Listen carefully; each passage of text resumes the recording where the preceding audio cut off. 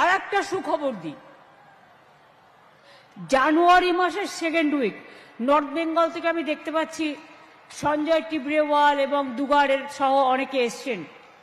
মহাকাল মন্দিরের শিলান্যাস হবে।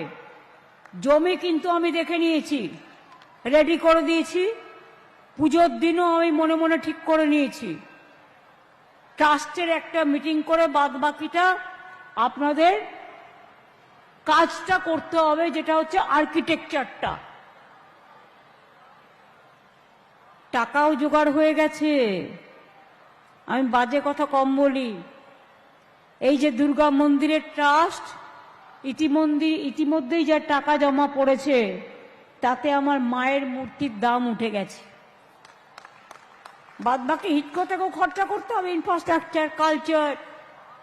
আমাদের 250-300 কোটি টাকা নানা রকম সাংস্কৃতিক অনুষ্ঠান, ইনফ্রাস্ট্রাকচার, ট্রান্সপোর্ট, কার পার্কিং, এগুলো তৈরি করতে হবে।